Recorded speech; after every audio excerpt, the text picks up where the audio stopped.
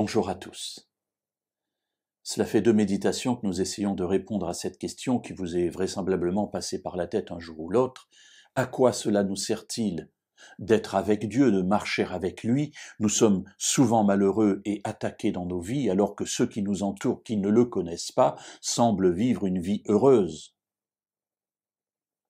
Première partie de la réponse de Dieu a été « Un livre du souvenir a été écrit devant lui ». Nous trouvons cela dans le livre de Malachie au chapitre 3 et au verset 17.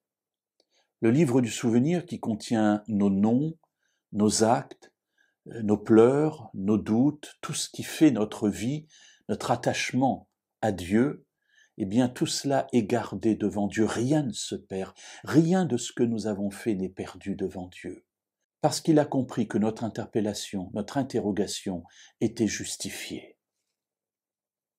Alors il a écrit ce livre. Le verset 17, et nous continuerons avec le verset 18, nous dit « Ils seront à moi, dit l'Éternel des armées, ils m'appartiendront en propre au jour que je prépare, c'est-à-dire au jour du jugement.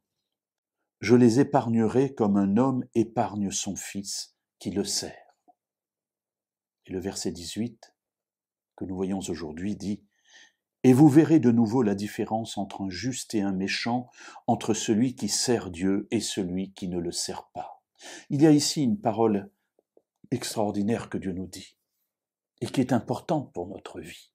La rétribution ne se trouve pas toujours dans la vie présente, mais elle se trouvera certainement dans la vie à venir. Alors vous me direz, oui, mais bon, moi c'est maintenant que j'ai besoin d'encouragement. Mais l'encouragement est là, mes amis. C'est que quelles que soient les vicissitudes de notre vie par lesquelles nous passons, Dieu garde en souvenir tout ce qui touche à notre existence et à celle de ceux que nous aimons.